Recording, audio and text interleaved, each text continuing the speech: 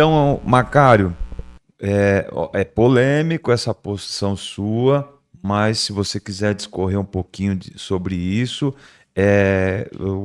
a última coisa que eu gostaria de colocar é assim: Lula acredita na humanização do capitalismo e, ao mesmo tempo, ele foi, segundo você, a pessoa que, nas dadas condições, foi a melhor postura a se tomar, a sua conduta política foi a melhor postura a se tomar quando se fala da fome na região do Nordeste e muitas regiões do Brasil também, No Brasil todo. no Brasil todo. Tudo. Isso não são coisas antagônicas? A forma como ele governou, de conciliação de classe, resolver a questão da fome, isso não são coisas contraditórias?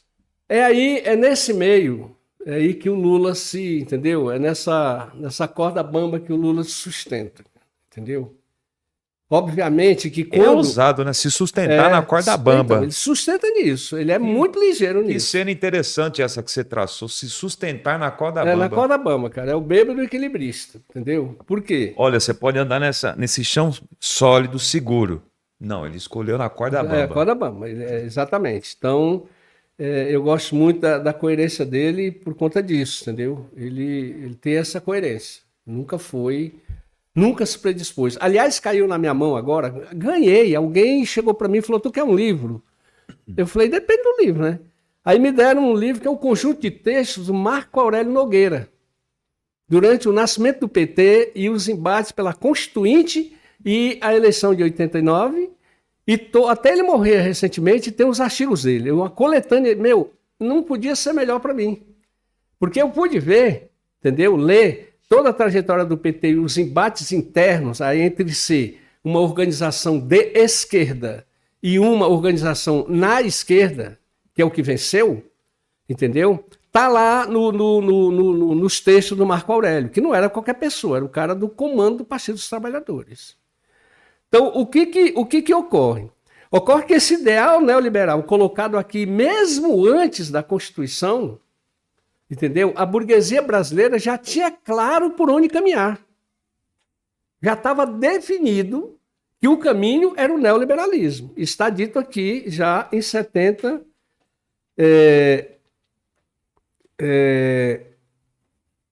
Já em 74, quando os 75, quando os caras se reúnem para criar essa primeira instituição. Depois vem muitas outras. Então, o que disse com relação a isso que o Geisel disse? A partir dali, entendeu? A privatização, aliás, essa era a oposição do empresariado de São Paulo, que engrossou a luta pela chamada redemocratização. A discordância do empresariado não era com os militares. Claro que não. Não era com eles. Era com o modelo econômico. Entendeu? Porque já estava caindo, estava... Todo mundo chama a década de 80, Petro, de década perdida. Entendeu? Rapaz, quando eu fui estudar o petróleo, e fui estudar principalmente a década de 80, eu me fiz a pergunta, perdida para quem a década de 80? Para quem que ela foi perdida? Uhum. Porque uma coisa é até a década de 70, quando o Geisel faz essa declaração, quando a acumulação, entendeu, se dava à base da produção de riquezas.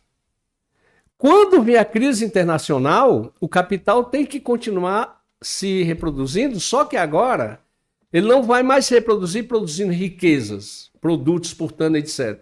Ele vai para o setor financeiro. Então, o que ocorre? Como é que o Brasil está montado? Você tem a grande empresa estatal, que é central, a grande empresa estatal, só um anúncio. De 92 até os dias atuais, o governo federal passou para a mão privada 41 grandes empresas. Se você pega, de 92 para cá, se você pega isso no nível federal, você pega privatizações no nível estadual e no nível municipal, significa que toda a estrutura da economia foi mexida. Saiu do controle estatal para o controle privado. E o controle privado é lucro. Ele não tem qualquer compromisso com a população. Né? Isso não precisa dizer.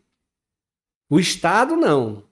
O que eles não gostam? O que os neoliberais, os papas neoliberais, não gostavam no Brasil da questão das estatais? Por conta do poder, por exemplo, quando sentava um empresariado brasileiro para falar com o governo anterior, antes dessas privatizações. Antes dessas privatizações, o governo federal ele era ele tinha uma certa força. Com essas privatizações, a força do governo praticamente vai desaparecendo. Essa é a questão central. Porque o capital, menos capital do Estado na economia, mais capital privado. E mais capital privado é quem manda, acaba mandando. Mais poder político. Mais poder político, exatamente. Eles não gostam por isso, porque você se reunia e você manda lá, por exemplo, o diretor de uma CSN, o diretor da Petrobras, diretor das grandes companhias que você tinha, Cosipo, tal, aquelas estatais. Quando você, que prestava serviço e a empresa brasileira vivia dependendo desse tripé, grande empresa nacional estatal, grande empresa nacional privada e as transnacionais, esse é o tripé.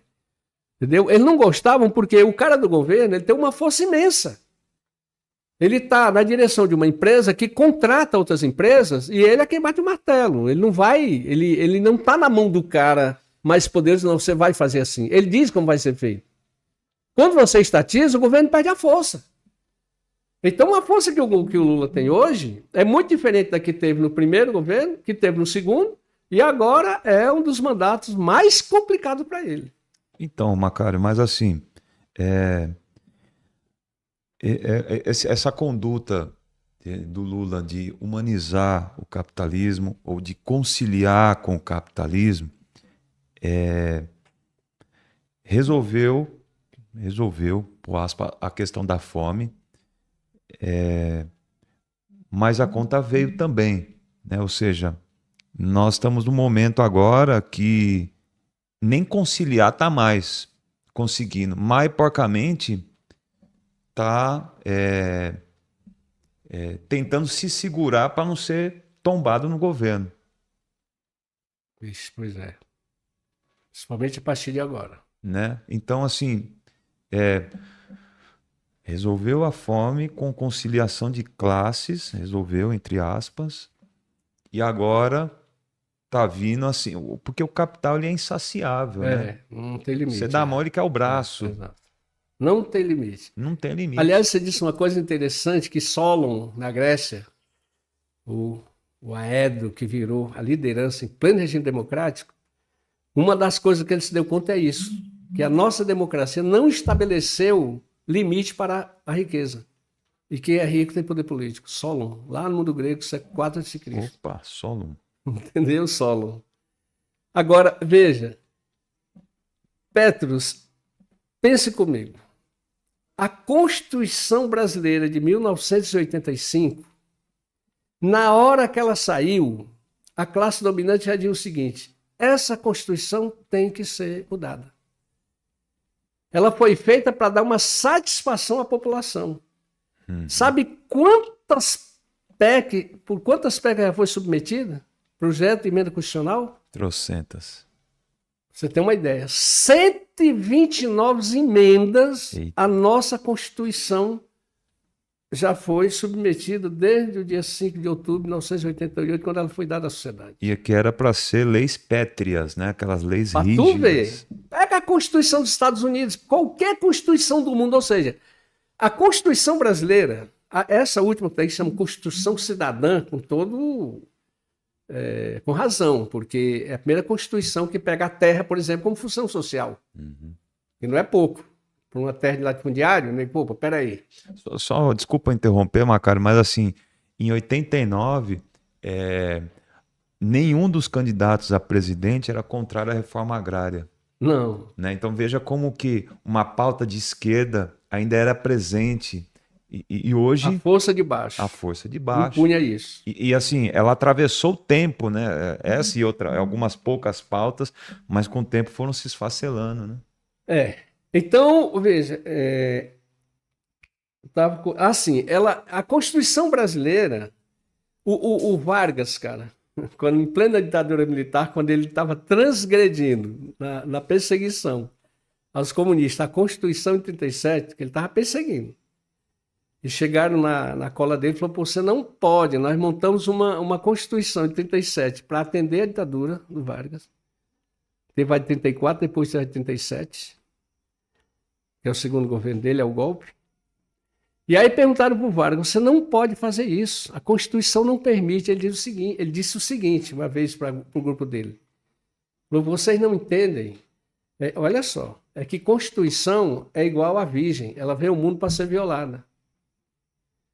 Olha o que o Vargas dizia, desse jeito, uma grosseria da época, é como virgem, vem para o mundo ser violada. Maria. É o que aconteceu com a Constituição de 88. Delfim Neto foi o primeiro. Em seguida, entendeu? A publicação, ele dizia o seguinte, com essa não se governa. E quando veio o Temer, qual era o projeto dele para o futuro? O subtítulo era desatar o nó da Constituição de 88. Ou seja, tudo aquilo, essas 129 emendas, todas elas significam uma reforma do Estado, reorganizar o Estado de acordo com os interesses do capital. Em vez do capital se submeter a uma Constituição criada pelo povo e tal, votada e tal, não, pelo contrário. A Constituição brasileira vai sendo violada a cada necessidade de mudança do capital. Porque a maioria dessas emendas, entendeu? Dessas PEC, hoje é uma concha de retalhos, não serve para muita coisa. No que quer dizer, os direitos sociais que tinha lá na Constituição Cidadã, que foram sendo eliminados ali, com outras sendo alteradas, ela se submeteu literalmente ao interesse do capital, das mudanças, das privatizações, entendeu? Da administração pública. Quando, em 2018, nos 30 anos da Constituição, o Zé Dias Toffoli, ele escreveu um artigo, Vida Longa à Constituição de 88. Quando você vai ler, ele não discute a aplicação das leis, como é que elas estão sendo, estão usadas. Não vai, ele vai falar o seguinte, que a Constituição brasileira tem a grandiosidade de ser flexível, ela vai se moldando de acordo com o interesse do empresariado. Ele diz isso. Olá, pessoal. Esse foi mais um corte de vídeo. Recomendamos assistir o vídeo completo acessando o link na descrição. Curta, comente, compartilhe, ative as notificações para ficar ligado em nossos conteúdos. Para quem quiser, puder e achar que deve, temos um Pix solidário. Até já!